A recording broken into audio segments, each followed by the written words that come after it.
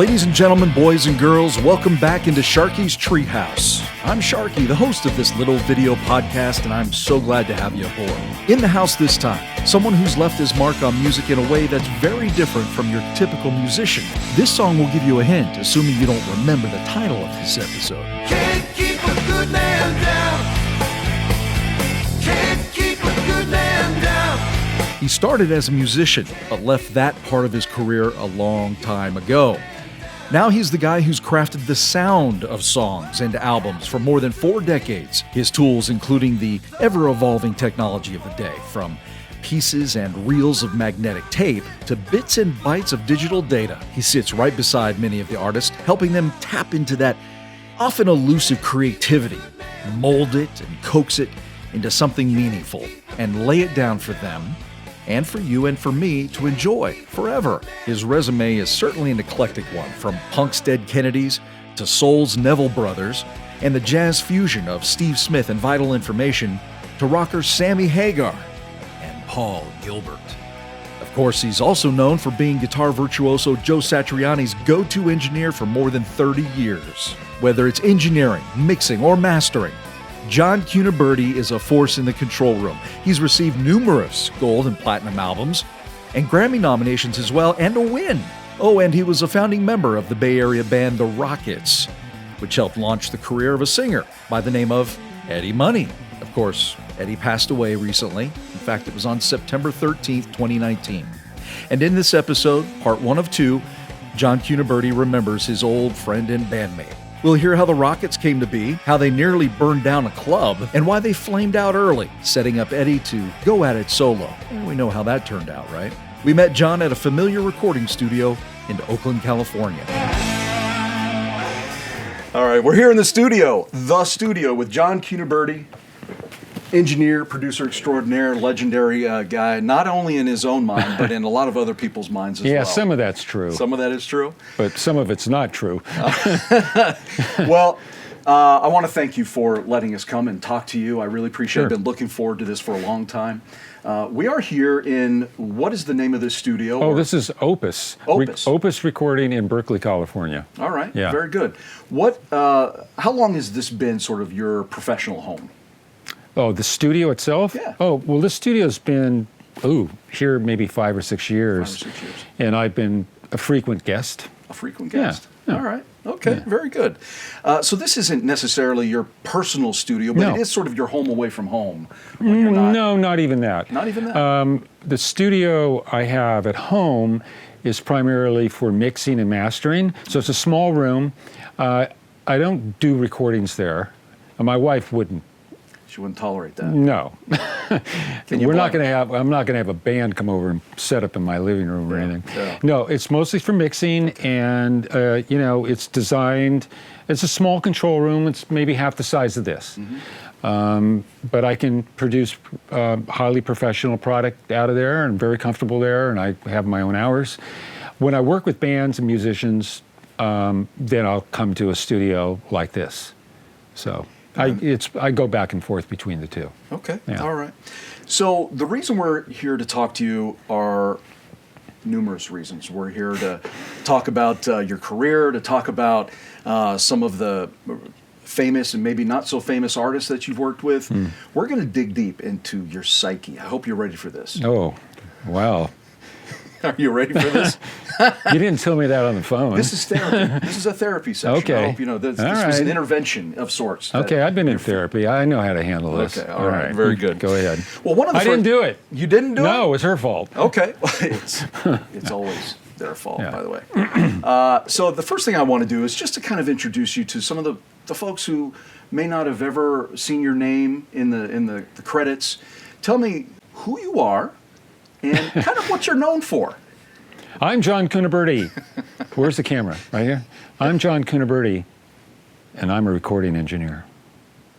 Do you prefer to be called an engineer or a producer? Or? No, yes. I've always seen myself as a recording engineer, and that's really my love and my passion is that. People call me a record producer, and I've been given record production credit. And there's reasons for that, because, at some point, it's pretty easy to veer out of your lane of being a recording engineer and you start moving into production. So I think when the artists know that I'm doing a whole lot more than just providing them the skills of recording them, they will give me that credit. But I don't advertise or promote myself as a record producer. Quincy Jones is a record producer, in my opinion. Don Was a record producer, in my opinion. George Martin was a record producer. Boy, was he. Really highly skilled musicians who move into production, I think, are the real producers. Engineer producers, facilitate an artist and help them get through the process of recording a piece of work. And it definitely, we can cross the line, but you got to be careful about it. If they haven't asked you to do that, and then suddenly you're deciding, making decisions that fall into more of the production, like don't do that song, do this song, that song's too long, cut the bridge out of that one. You start working in those areas. You have to be sure that that's what they're asking for. I tend to not want to get into those areas with them unless they ask me to, and then I'll just give them my opinion. But it's just my opinion, and you get 5 guys in a band, they're all going to have their opinion about maybe a particular performance, or like I say, a length of a song, or the sequence of an album. There's all kinds of things that producers provide. And as an engineer, this is your home. Right? Yes. This is your home. This is where you're most comfortable. Yeah. Right here at the board, right? Mm-hmm. So I'm looking at this. What is this? What is this thing? I have some general understanding of what all these are, but really it's just a multiple of one little section, right? It's the control panel. This is where the magic happens, besides that room over there. Mm-hmm. Yeah. Right? These are what we call channel strips, and they would represent a microphone if a microphone was plugged into it, or it would represent a channel of a recording. Mm-hmm. So when we talk about a multi-track recording, we're talking about the music that the musicians are playing have been, each instrument's been isolated, each voice has been isolated, and are all recorded on separate tracks, is what we call them. Those tracks would return here to the console. These are the faders. This is how we blend the balance, right, the music and the voices together. Right. That's like probably as simple as explanation as I can give. Sure. Yeah. So how did you go from being a drummer in the band The Rockets, way back when, right? Yeah. To doing this? First of all, tell me how you got started in music to begin with. What drew you to it? Well, my mother loved music, so I grew up in a household with a lot of music being played, everything from the Everly Brothers to Sam Cooke to big band, Jimmy Dorsey, Tony Bennett. She just had a huge record collection. She just played music all the time. We had a TV, but in those days there was 3 channels, I think. Yeah. But there was a lot of music in the house, so I just had a love for music. Mm-hmm. And I decided at some point that I wanted to be a musician. I guess you've heard this story a million times. 1964, Beatles show up on Ed Sullivan. I'm definitely one of the casualties of one of that. So it's, I see them and I go, I see John Lennon singing and playing. I go, man, I can't sing. I can't play guitar like that. I look at Paul. I can't play like that. I certainly can't sing. Then I looked at Ringo and I went, I think I can do that. I can hit things with sticks. Yeah, that I can do. Yeah. So the next day I went, that was a Sunday night. It was Ed Sullivan on Sunday night. So I went to school, I think, Monday, and I was a musician. Love it. That was it. I'm a musician now. And, to make a long story short, I begged my mom for, to get me a set of drums. Eventually I did. And then couple of kids at school were playing instruments, maybe in the band, I don't remember. And we get together, and that was like my first band. And then of course, over the years, through grade school and through junior high and into high school, the bands get more, serious. So that's... Well, the girls become more serious too. Well, at yeah. that point. Yeah, well, that was definitely part of the attraction of wanting to be a musician and growing your hair long and, causing a scene, so. Yeah. What did your parents think about that? About you becoming a musician? My mother loved it, my father hated it. Oh, yeah? Yeah. So was your father, was he a music snob, or did he want you to go and get the proper job? He wanted me to go to get a proper job. Yeah. If he had had his way, what would you have done? Oh, I don't know. Probably go in the military, Yeah. Well, it's a good thing you didn't do that. No, I avoided that. Yeah. It required a trip to Canada, but, remember, this is 1970. Vietnam was not a place anyone wanted to go by then. I mean, it was, the word on the street was, don't go. So you were one of those who decided, I'm opposed to the war, I want nothing to do with it or its politics, and I'm going to go hang out in Canada for a while until the coast is clear. Well, yeah, until my lottery number, I had a low lottery number. I was worried that it was going to be reached, so I had to just wait it out until my next birthday. So I said, well, if my number comes up and they want to enlist me, they were going to have to find me. I'll be in Canada. So, I had a lot of mixed feelings about it because a lot of friends of mine went. Some didn't come back. And the ones that did come back came back in pieces. I still have a couple of close friends who are still suffering from it. So it's a mixed bag of relief that I didn't have to face what they had to face. But, I have to say there's some guilt to it, too, because maybe if I went, somebody else wouldn't have, or, it's absolutely full of conflicts, yeah, inner and outer, and the way I look at it is, you had your path already set out for you, whether you knew it or not. Your job, you were put on this earth to make music, and you've created some pretty awesome music over your career. Well, I helped people create awesome music. Okay. All right. I facilitated it. I facilitated it, but it comes from a good place. It comes from a place of, true love for music. And I love all kinds of music. I can't even think of a type of music I don't care for. I can find something good in pretty much any of it. Right. So as a result, I've had somewhat of an eclectic experience in it over the years. Yeah. Yes, you have, and we'll get to that in a little more depth coming up, but let's get to one of the experiences that you had, and that was with, of course, Eddie Money. Yeah. Tell me about it. It doesn't seem like that period of your career was long-lived. It seems like it's just almost like a blip on the radar. It does. It seems that way to me, does too. It? Yeah. So tell me, how did you connect? I know Eddie was from the Berkeley area, correct?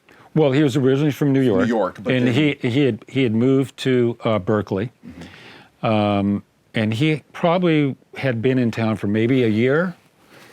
And I was in a band. We were doing pretty good, making some noise, getting some gigs.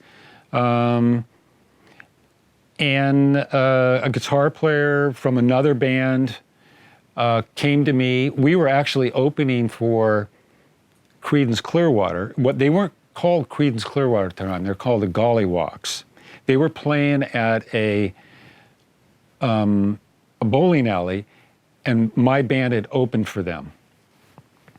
And after the gig, this guitar player came up to me and he said, "Hey, I'm putting together a new band. I've got this incredible singer, and we really need a drummer like you." He had focused on me, thought that I was going to be the guy. And I said, well, I'm in a band. right? So, make a long story short, he pursued me, and after a week or two, he convinced me to go to his house, and he was going to play me some songs. So I said, oh yeah, what do I have to lose? So I go to his house. It turns out he's actually a really good guitar player, and he had some really good songs. And his girlfriend was Martha Davis of the Motels, who was probably 19 years old at the time. And he broke out some cocaine. First time I'd ever seen it or heard about it. Wow. And gives me a line of coke, plays me his songs. The girlfriend makes us something to eat. And I said, I'm in. That's all it took. The sales pitch worked. The sales pitch worked. So I left the band that I was in, and I joined the Rockets. And the Rockets were Dan Alexander, a bass player, Roger Browse, and Eddie, myself, and a guitar player by the name of John Nelson, who later went on to play, excuse me, with Ed. So that was the band. I never saw cocaine again, by the way, for probably 10 years. Oh, yeah? Yeah. Huh. Not until the mid-'80s when it became super popular. In vogue. Yeah, it was just, I don't know. Yeah, you had the little cocktail weenies. Yeah. And then you had a line of coke, right? Yeah, and it was a good thing because, I mean, we were all poor. I mean, I was on food stamps at the time, I think. Wow. So. Not as glamorous as it had been made out to be. Yeah, so it wasn't about that. It was really about the songs. But when I met Ed and, we did some rehearsals and stuff like that, and I heard him sing, I was convinced that I was in the right band. Did you see great things on the horizon at that point when you heard his voice? Well, it's funny. I wouldn't say that, but I would say that in the Bay Area music community, there were other bands that were getting record contracts and making records. And that, at the time, is all we wanted to do. Because in those days, if you signed to a record label, basically your bills were going to get paid. You were going to be able to tour, and you were going to be able to make a record. And that was all everybody wanted. And other bands who we thought, well, they're not as good as us. They were getting record deals. So we thought, we got a good little unit here. I think that we're going to, be able to do something. So this was the Rockets. Mm-hmm. Who was the primary songwriter in that band? Dan, the guitar player, was the primary songwriter, yeah. Okay. Mm-hmm. Did the Rockets ever have that moment where you go, we're onto something. We're gonna make it big, or we're gonna get that record deal, and we're gonna tour? Did that ever happen? Yes. What happened was that we became a bit of a local phenomenon. In other words, this is what has to happen in order to make it in the music business, even today. You go play at a club. There's 50 people in there. They seem to like you. And you come back 3 weeks later, and now there's 100 people there. You come back a month later, and now there's 200 people there, and 50 more out front wanting to get in. I mean, whatever we were doing was working. Mm-hmm. And so that gave us the kind of confidence that we thought, we had a career. So what happened? Well, a guy by the name of Tom Lubin, who was an assistant engineer at CBS Records on Folsom Street in San Francisco, came to one of our gigs.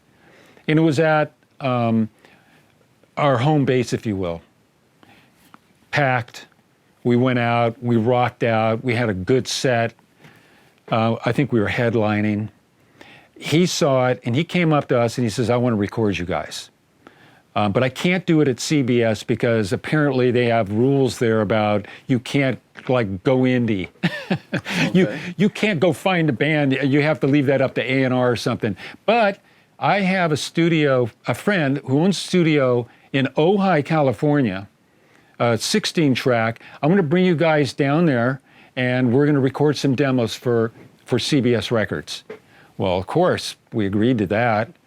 And we went to Ojai and Tom, it was really the first time I was in a recording studio.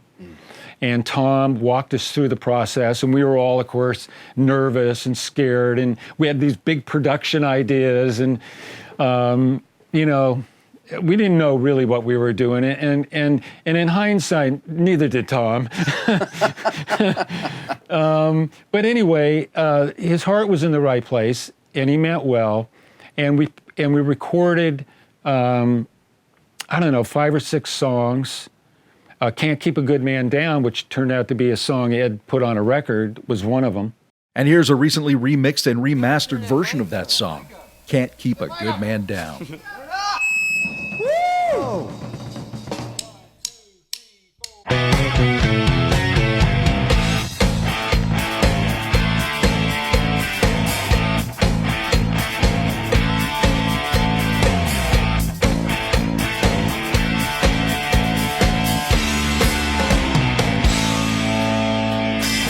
I can see where I'm going, although the road's not clear. Sometimes it don't seem so, but I know can't keep a good man down. Please don't tell me about the plans you made. I've made some plans myself. Don't you know I've got some seeds to sow? Can't keep a good man down. Can't keep a good man down. Can't keep a good man down. Can't keep a good man. Can't keep a good man down. And he took it. He took the demo tapes to CBS, to one of the heads of A&R. He's very excited about it, and we get a letter back that basically says that Rockets aren't ready yet. Really? So they turned down our demo. Wow. Now, I think, you know, what we probably should have done was just kept at it. But there was tension by now. There was already tension in the band. We had already lost our first bass player, and we got a new bass player. We lost the other guitar player, so now it was basically a 3-piece with Eddie. And it was actually a better band. It was a tighter band, and it had more focus, if you will. But there was a lot of tension between Dan, the guitar player, and Eddie. I'll tell you a story. I'll tell you how, this is the story that Joel Sullivan, a writer for the San Francisco Chronicle, told about how and why the Rockets broke up and how Eddie Money began. Okay. Arrive at the Long Branch for our gig early. I think we were the Rockets were headlining. And then some other band had already played. I walk in, and on the stage is a movie projector screen. You know, those old ones that you would set up that show home movies on? Yeah. And out on a table on the dance floor was a 16 millimeter movie projector showing a porn film. Really? Okay. Right? And I walk in, and it was like one of those old black and white things, really cheesy. Yeah. And there's all these people there, like 150 people standing there laughing and drinking and watching this thing. And they got music playing. It didn't have audio, so they just had some music playing out the PA, and it was one of those things. And I go backstage, and Dan is fuming, walking around, really mad. And I said, "What in the hell's going on?" He says, Eddie asked his friend to come over and show porn films before our set. And he wants to leave the screen on stage while we're playing. With the porn playing? Yeah. Wow. And Dan, talk about bang for your buck, huh? And Dan said, that ain't gonna happen. And I said, yeah, I don't think that's cool, you know? So we said, Eddie, what's going on? And Eddie had probably drank a pitcher or two of beer, and he was getting obnoxious, and things are starting to get tense, which, you know, for a rock and roll band isn't a bad thing. I mean, you know, if you're gonna go out and make it happen, I mean, you know, some tension isn't bad. And we had a lot of it in the band. So we go out, and the first thing Dan does is grabs the screen and he kicks it off the stage. Eddie gets upset, and we go right into one of our songs.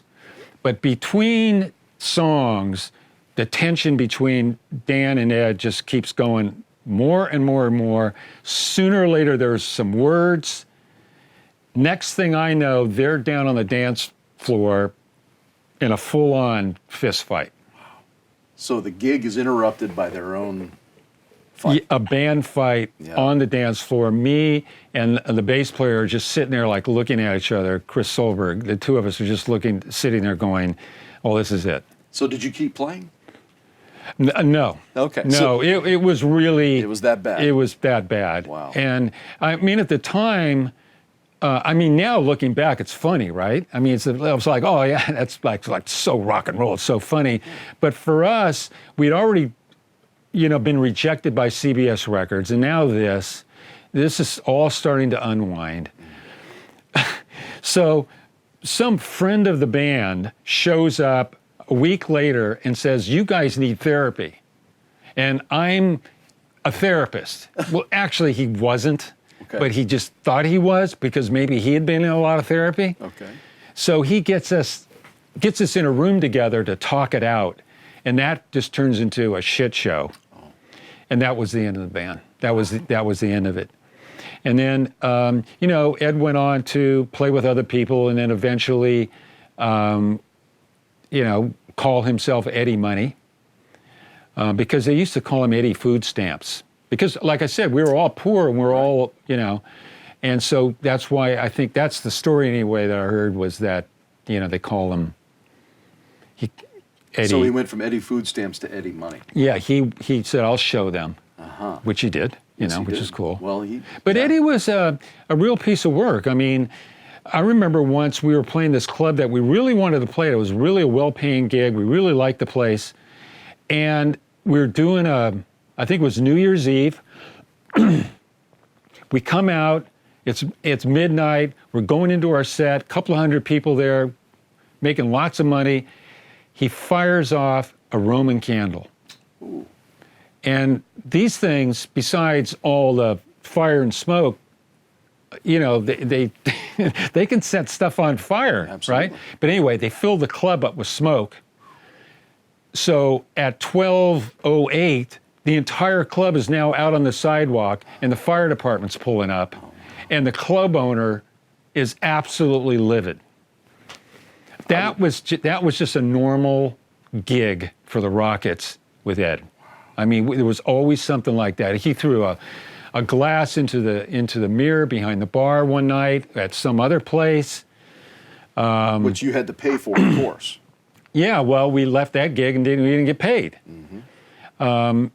We did a gig up in Redding, California. The day of the gig, Eddie's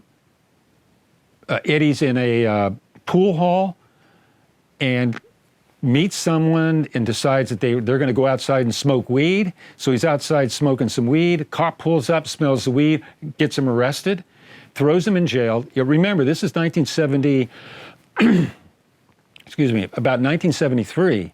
So smoking weed in public in Redding, California will put you in jail. Mm-hmm. So what do we have to do? Gigs off.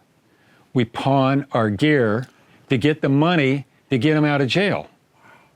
And then we all come home from our little mini tour that we were supposed to work our way all up to Canada. We were very excited about this. We only got as far as Reading. There are a lot of young up-and-coming musicians, and who have to know what could be laying in front of them. Yeah. Because it's like a marriage, from what I've heard.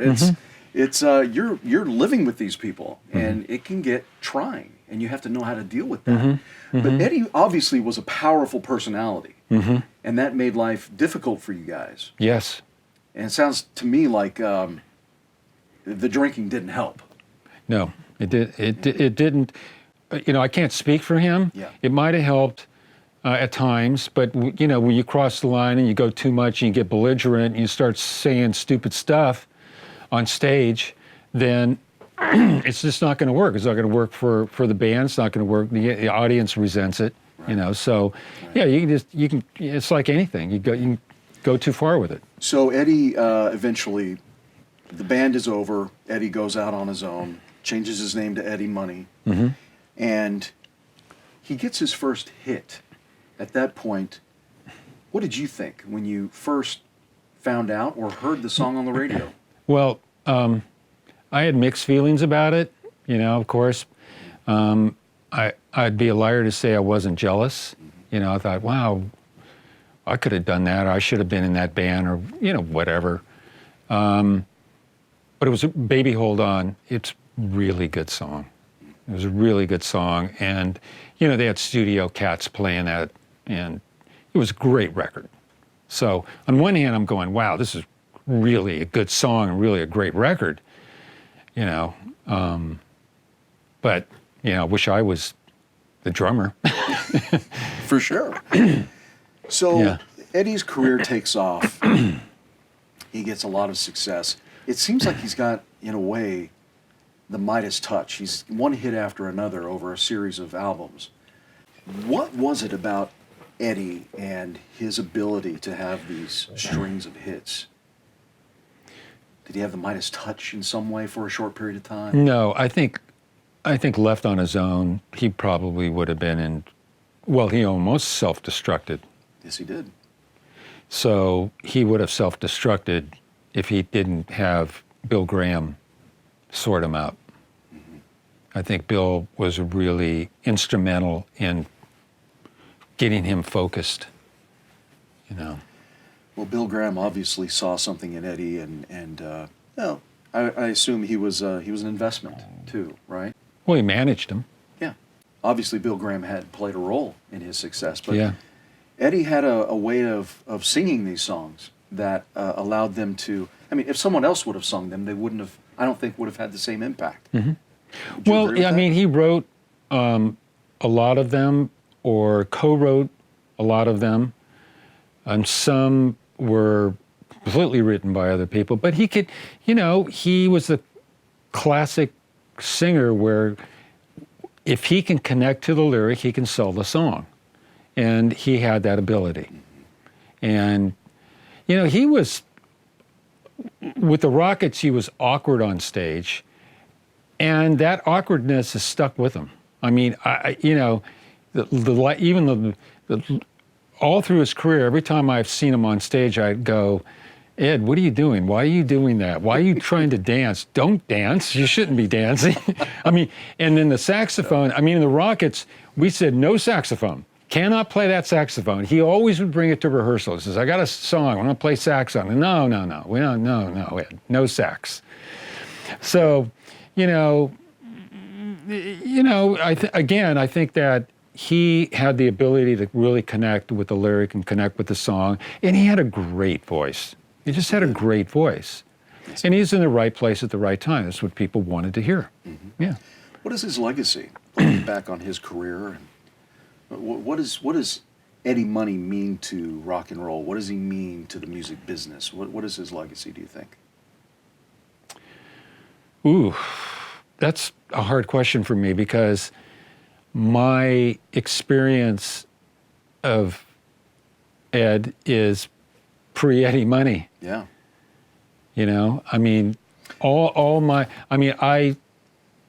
I haven't spent more than a few hours with him since he became Eddie Money.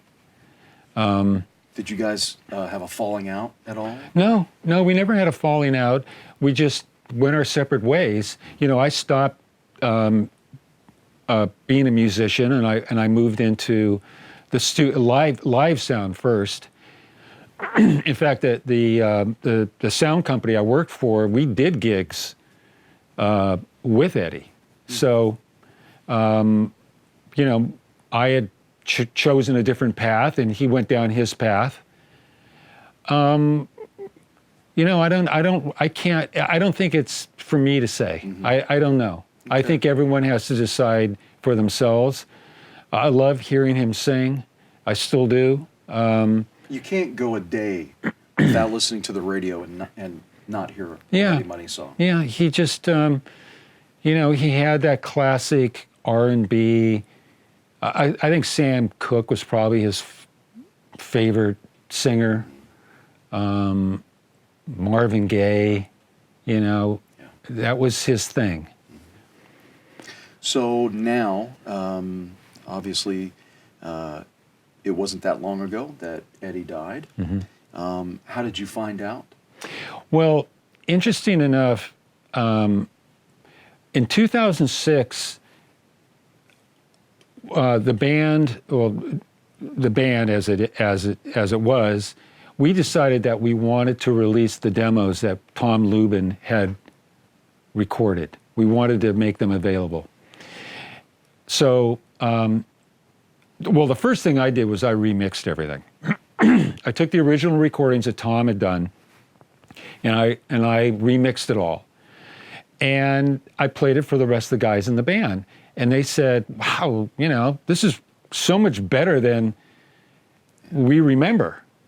And, you know, we thought, why not, you know, put it up for people to download? And maybe we'll make some CDs and pass them around to our friends. And it was more of a goof, you know.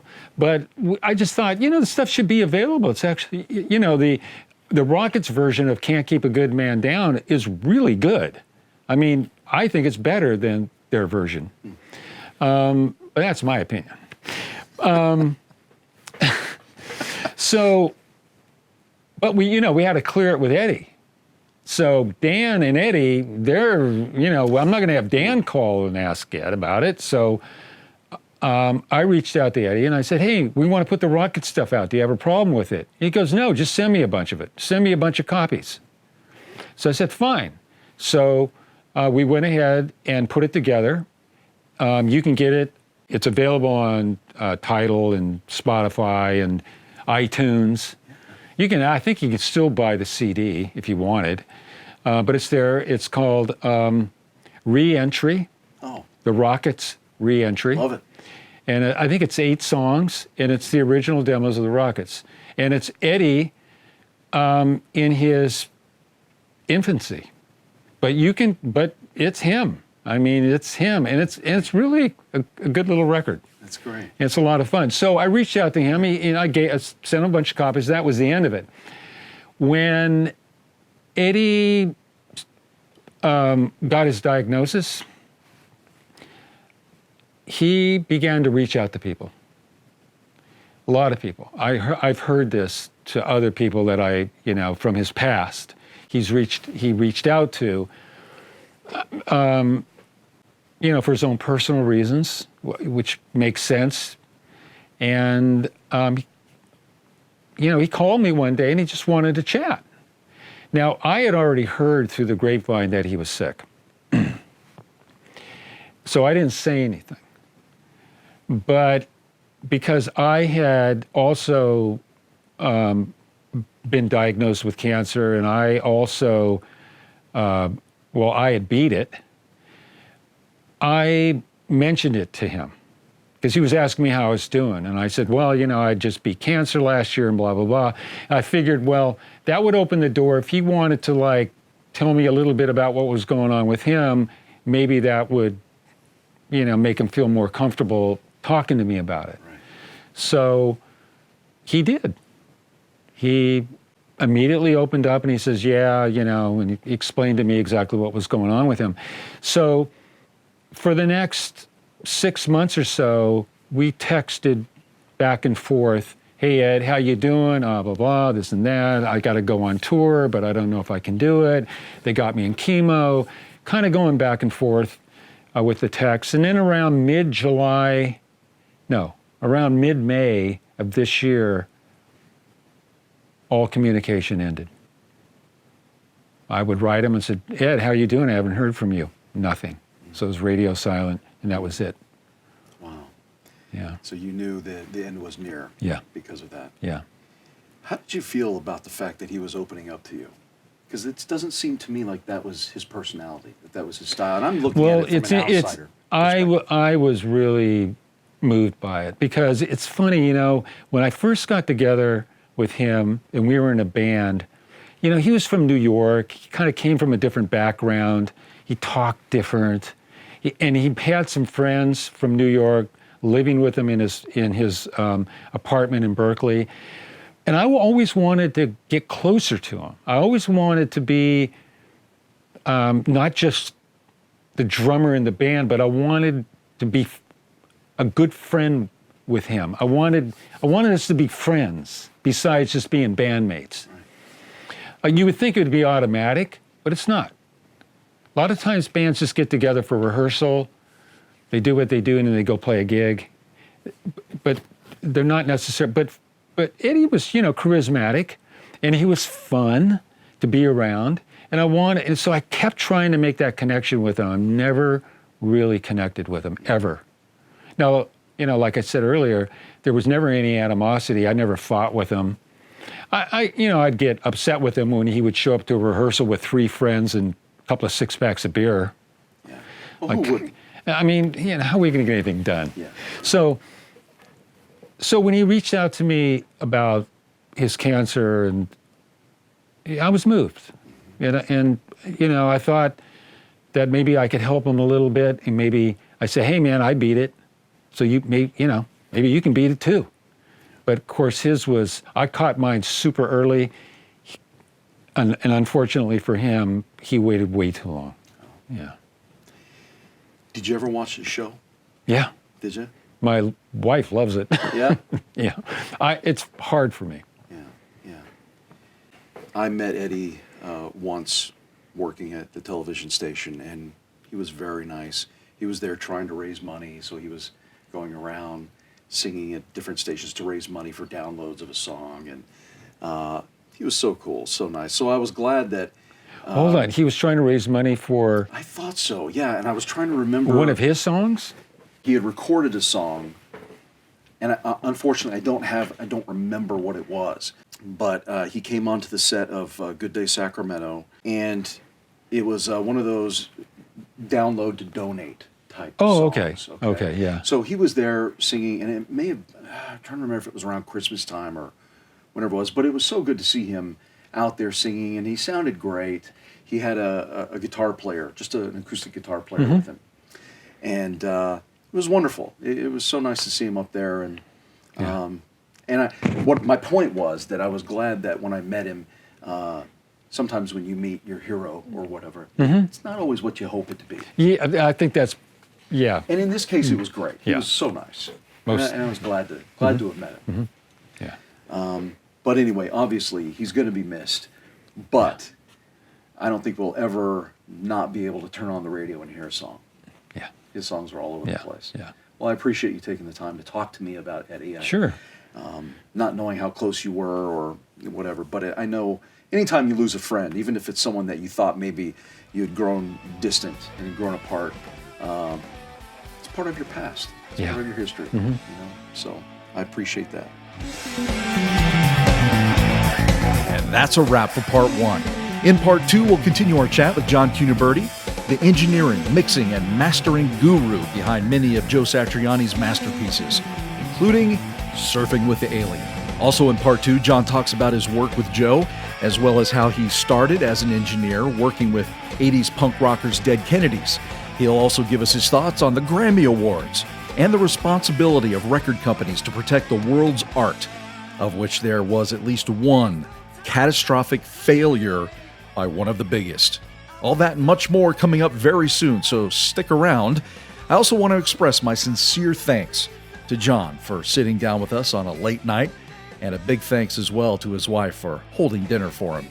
And thanks to you. If you like what you hear and what you see, please let us know, and please subscribe to Sharkey's Treehouse wherever you get your podcasts.